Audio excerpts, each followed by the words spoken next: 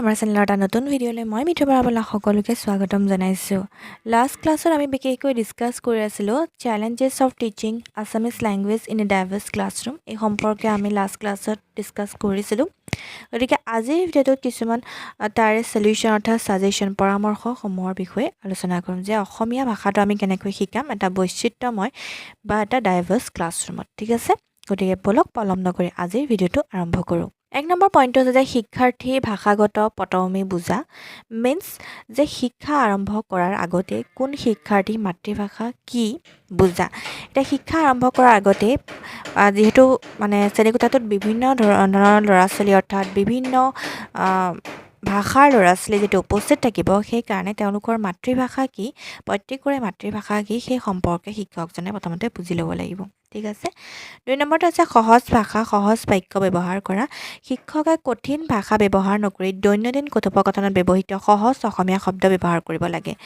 দৈনন্দিন জীৱনত যি আমাৰ কথোপকথনত যিবিলাক আমাৰ শব্দ সহজ সৰল শব্দসমূহ অসমীয়া ভাষাৰ সেইসমূহ শব্দ প্ৰথমতে ব্যৱহাৰ কৰিব লাগে শিক্ষাৰ্থীসকলক যেতিয়া আমি পঢ়াবলৈ যাম অসমীয়া ভাষা। ঠিক আছে, যে উদাহৰণস্বৰূপে যদি ক'বলৈ যাওঁ মই বিদ্যালয়লৈ গৈছোঁ, এইটো হৈছে সহজ এটা বাক্য আৰু এটা টান হৈছে এইটো যে মই বিদ্যালয় অভিমুখে গমন কৰিছোঁ।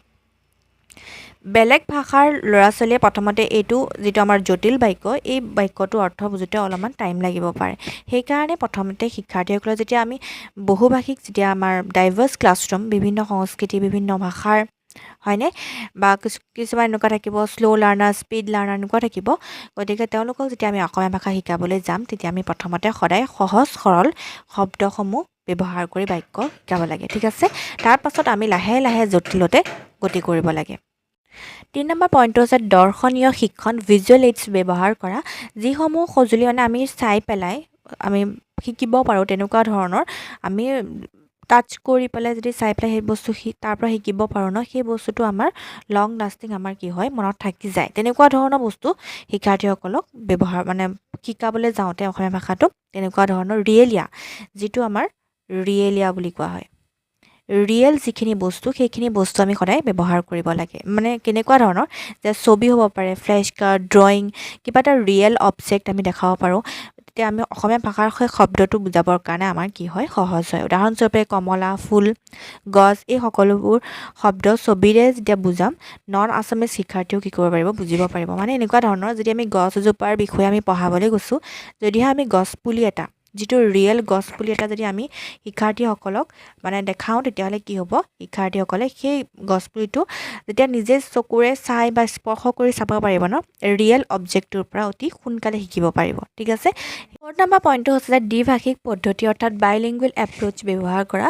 যেতিয়া আমি শিক্ষাৰ্থীসকলক অসমীয়া ভাষাৰ জ্ঞান দিবলৈ যাম তেতিয়া অসমীয়া ভাষাটোৰ বিভিন্ন ধৰণৰ শব্দসমূহৰ লগত তেওঁলোকক চিনাকি কৰাবলৈ যাম, তেতিয়া আমি কেনেকুৱা ধৰণৰ মানে দ্বিভাষিক লেংগুৱেজ বা তেনেকুৱা এটা এপ্ৰ'চ ল'ব লাগে। মানে এনেকুৱা ধৰণৰ যে আমি অসমীয়া ভাষাত কিবা এটা শব্দ ক'লোঁ, ঠিক আছে, যে মই দৰ্জা বুলি ক'লোঁ হা, মই দুৱাৰখনৰ কথা ক'লোঁ আৰু সেই শব্দটো মই যদি ইংলিছতো কৈ দিওঁ যে ড'ৰ বুলি যদি কওঁ তেতিয়াহ'লে কি হয় তাত আমি বাইলিংগুৱেল ইউজ কৰিছোঁ। ইংৰাজী ভাষাত এইকাৰণে মই ট্ৰান্সলেট বস্তুটো কৰিব কৈছোঁ, সেইকাৰণে কৈছোঁ কিয়নো যেতিয়া আমি ইংৰাজী ভাষাটো আছে এটা ইণ্টাৰনেশ্যনেল লেংগুৱেজ হয়নে, সেইকাৰণে তেওঁলোকে অসমীয়া ভাষাটোৰ লগত যেতিয়া ইংৰাজী ভাষাটো দুইটা মিক্স আপ কৰি যেতিয়া আমি বাইলিংগুৱেল পদ্ধতি ব্যৱহাৰ কৰোঁ শিক্ষাৰ্থীসকলে সেইটো বস্তু সোনকালে আয়ত্ব কৰিব পাৰিব। ঠিক আছে। 5 নম্বৰ পইণ্টটো হৈছে যে এক্টিভিটি বেছড লাৰ্ণিং। শিক্ষাৰ্থীসকলক যেতিয়া শিকাবলৈ যাম তেতিয়া আমি গান, নাটক, খেল ধেমালি বা গেম এইবিলাক আমি ব্যৱহাৰ যেতিয়া এইসমূহ কাৰ্য যদি আমি ব্যৱহাৰ কৰোঁ বা সেইসমূহ কাৰ্যৰ মাধ্যমেৰে যদি আমি শিকাবলৈ যাওঁ তেতিয়াহ'লে শিক্ষাৰ্থীসকলৰ আগ্ৰহ বৃদ্ধি পায়। ঠিক আছে, তেওঁলোকে অতি সোনকালে শিকিব পাৰে। 6 নম্বৰ পইণ্টটো হৈছে যে দলগত শিক্ষণ যে গ্ৰুপ ৱৰ্ক। বিভিন্ন ভাষাভাষী শিক্ষাৰ্থী একেটা দলতে পেলালে তেওঁলোকে পৰস্পৰক সহায় কৰি ভাষা শিকিব পাৰে। এতিয়া দুটা ভাষাৰ ল'ৰা ছোৱালী যেনিবা অসমীয়া হওক বঙালী হওক যদি একেলগে তেওঁলোকক গ্ৰুপ পাতি দিয়া হয় তেওঁলোকে কি কৰিব পাৰিব, ইজনৰ ভাষাৰ শব্দসমূহ তেওঁলোকে ইজনৰ আনজনৰ লগত শ্বেয়াৰ কৰি পেলাই শিকিব পাৰিব। ঠিক আছে, অৰ্থাৎ অসমীয়াজনেও বেংগলী দুই এটা বঙালী শব্দ দুই এটা শিকিব পাৰিব, বঙালী ল'ৰা ছোৱালীগৰাকীয়েও কি কৰিব পাৰিব অসমীয়া শব্দ দুই এটা শিকিব। তেনেকৈ মানে যেতিয়া একেলগে গ্ৰুপ পাতি দিয়া হয় তেতিয়া তেওঁলোকে ভাগ বতৰা কৰি পেলাই পৰস্পৰ তেনেকৈ তেওঁলোকৰ নলেজটো গেইন কৰিব পাৰিব। ঠিক আছে। 7 নম্বৰ পইণ্ট হৈছে উচ্চাৰণৰ অনুশীলনৰ প্ৰনাউন্সিয়েশ্যন প্ৰেক্টিছ।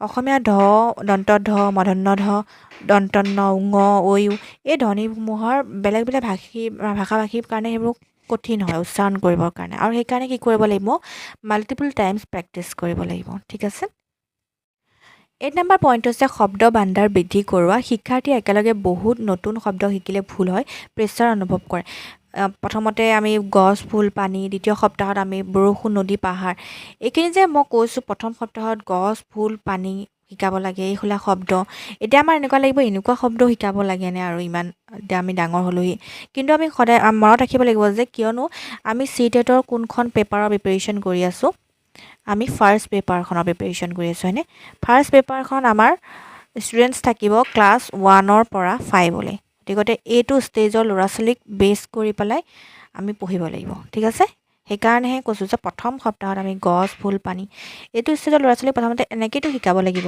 হয়নে তাৰপাছত দ্বিতীয় সপ্তাহত বৰষুণ নদী পাহাৰ এনেকৈ আমি লাহে লাহে তেওঁলোকৰ শব্দ ভাণ্ডাৰ বৃদ্ধি কৰিব লাগিব ঠিক আছে 9 নম্বৰ পইণ্টটো হৈছে শ্ৰেণীকক্ষত মুক্ত পৰিৱেশ সৃষ্টি কৰা শিক্ষাৰ্থীয়ে যেন ভয় অনুভৱ নহয় বা ভুল কৰিলে শুধৰাই দিব লাগে কিন্তু উপহাস কৰিব নালাগে ল'ৰা ছোৱালীক যদি ভুলো কৰে সেইটো বস্তু উপহাস কৰিব নালাগে সেইটো বস্তু যে ধুনীয়াকৈ বুজাই দিব লাগে যে এইটো এনেকৈ নহয় এইটো এনেকৈ বুলি কোৱা হয় ঠিক আছে এতিয়া অসমীয়া ভাষাৰে কিছুমান আমাৰ প্ৰব্লেম হ'ব পাৰে যে শিক্ষাৰ্থীয়ে যদি কয় মই খাইছে সেইটো বস্তু শিক্ষকে কি কৰিব পাৰে নম্ৰভাৱে কৈ দিব পাৰে যে মই খাইছে বুলি নকয় মই খাইছোঁ বুলি কয় ঠিক আছে ইয়াতে নগৈ পেলাই যদি শিক্ষাৰ্থীগৰাকীক ল'ৰা ছোৱালীৰ মাজত যদি উপহাস কৰা হয় বা এনেকৈ কৈছা তুমি যদি ঠাট্টা কৰি হাঁহি উৰাই দিয়া হয় তেতিয়াহ'লে কি হয় সেইটো বস্তু এটা নিগেটিভ ইম্পেক্ট পেলায় শিক্ষাৰ্থীগৰাকী সেই অসমীয়া ভাষা শিকাৰ ক্ষেত্ৰত ঠিক আছে তেওঁক ধুনীয়াকৈ যদি ভুল কৰিছে এইটো বস্তু ধুনীয়াকৈ বুজাই পেলাই কৈ দিলেই হৈ যায় 10 নম্বৰ পইণ্টটো হৈছে নিয়মিত মূল্যায়ন কণ্টিনিউৱাছ এছেছমেণ্ট তেওঁলোকে যিহেতু অসমীয়া ভাষাটো শিকিব সেইকাৰণে তেওঁলোকক কণ্টিনিউৱাছ মূল্যায়ন কৰিয়ে থাকিব লাগিব